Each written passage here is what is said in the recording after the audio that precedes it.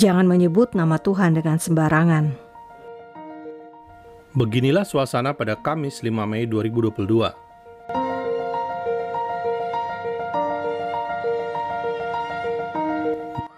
Dua pintu berwarna hijau ini adalah pintu Masjid Al-Aqsa. Jika Anda menengok ke belakang, maka Anda melihat Masjid Kuba Emas. Inilah lokasi dua masjid utama yang ada di Yerusalem, ibu kota Israel. Orang-orang yang lewat di antara kedua masjid ini adalah orang Yahudi yang memang diberikan izin untuk masuk ke Al-Aqsa oleh Dewan Wakaf Yordania, pemegang otoritas kedua masjid tersebut. Meski diizinkan masuk ke kawasan Al-Aqsa, orang Yahudi selalu harus didampingi polisi Israel, sebab penolakan umat Islam yang menganggap seluruh kawasan masjid hanya untuk umat Islam saja. Penolakan umat Islam ditunjukkan dengan melantunkan takbir, menyerukan nama Allah SWT dengan suara riuh dari berbagai arah, dari berbagai kelompok. Polisi Israel hanya mengawasi, tidak melarang atau menghentikan suara takbir sama sekali.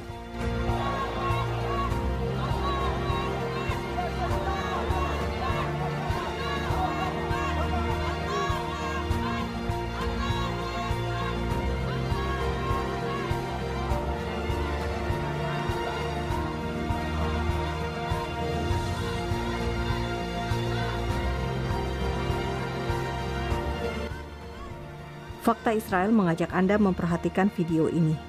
Video ketika orang Yahudi melewati lokasi bekas bait suci Yahudi. Orang Yahudi hanya diam.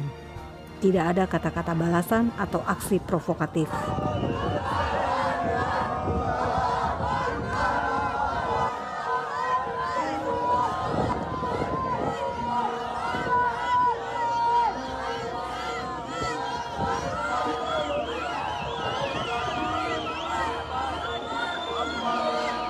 Seorang bapak Yahudi malah mengajak anaknya yang mungkin merasa takut untuk melambaikan tangan ke arah orang-orang yang menyoraki mereka. Inilah yang selalu terulang di Masjid Al-Aqsa. Ada orang Yahudi, maka ada orang yang bertakbir.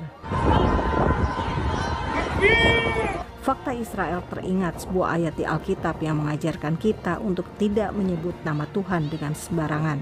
Kita menyatakan Tuhan sebagai Maha Besar, tentu sebagai pujian.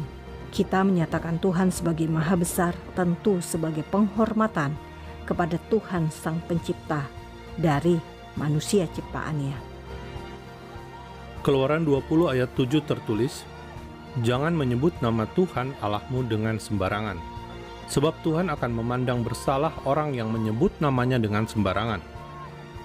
Ketika orang Yahudi masuk ke kawasan Masjid Al-Aqsa, orang Yahudi tidak akan menodai tempat suci ini karena bagi orang Yahudi, lokasi ini dahulu adalah tempat bait suci Yahudi berdiri. Karena itu orang Yahudi menyebutnya Bukit Bait Suci. Orang Yahudi masih menghormati tempat ini dan menganggapnya suci, sehingga ada orang Yahudi yang masuk tanpa sepatu sama sekali, walaupun hanya sepatu kulit yang dilarang menurut aturan hukum Yahudi. Itulah bentuk penghormatan orang Yahudi akan tempat ini. Orang Yahudi tidak akan berteriak-teriak memanggil nama Tuhan Abraham, Ishak, dan Yakub. Orang Yahudi mampu menahan diri, menundukkan keberadaan mereka pada otoritas Tuhan Israel, Sang Pemilik seluruh ciptaan.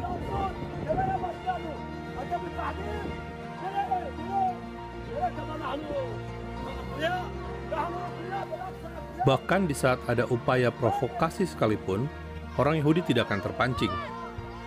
Polisi Israel mampu berupaya menghindarkan orang Yahudi dari serangan fisik, tapi serangan verbal berbau intimidasi tentu tidak bisa dicegah oleh polisi Israel, selain memberi peringatan kepada orang yang sembrono itu. Jika ada orang yang melantunkan takbir, menyebutkan nama Tuhan tanpa tujuan khusus untuk berdoa atau sebagai bentuk penyembahan, bukankah ini adalah bentuk penyalahgunaan nama Tuhan? Bukankah ini yang dimaksud dengan menyebut nama Tuhan dengan sembarangan? Bukankah ini yang dimaksud dengan menyebut nama Tuhan dengan sia-sia? Fakta Israel mengajak Anda merenungkan satu hal lain. Jika ada orang Yahudi di kawasan bekas bait suci umat Yahudi dan ingin berdoa kepada Tuhannya orang Yahudi, apakah umat beragama lain harus merasa tersinggung? Bukankah dalam muatan toleransi beragama selalu ditekankan bahwa Yahudi, Kristen, dan Islam adalah agama-agama Abrahamik, agama yang lahir dari rahim Abraham? Lantas, mengapa umat Yahudi dan Kristen tidak boleh berdoa di kawasan bekas Bait Suci?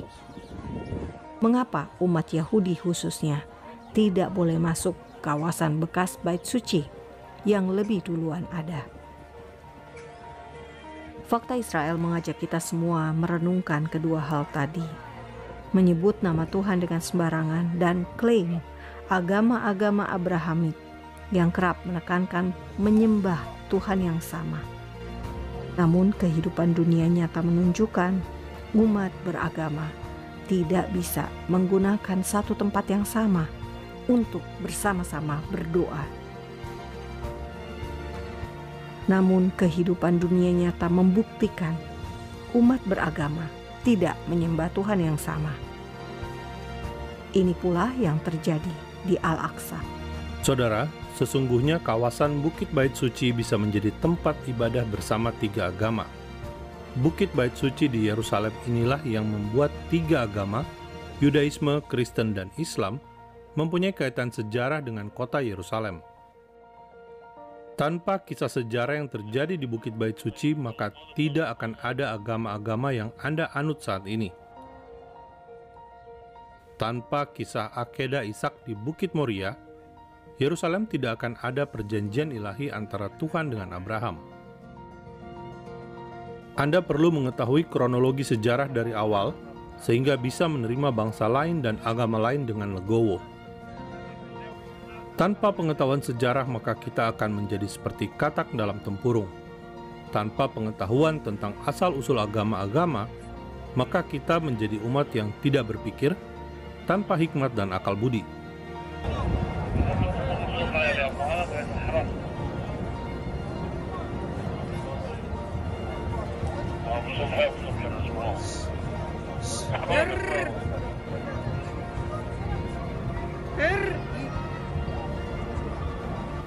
Anda bisa melihat tiga perempuan yang duduk menyaksikan orang Yahudi melewati mereka. Berbagi situs bersejarah bersama-sama itu mungkin terjadi. Menyembah Tuhan menurut agama dan iman masing-masing di bekas Bait Suci Yahudi itu bisa dilakukan dengan damai, tanpa kerusuhan dan konflik.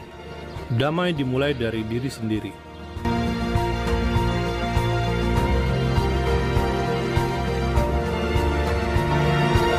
Salam damai dari Fakta Israel.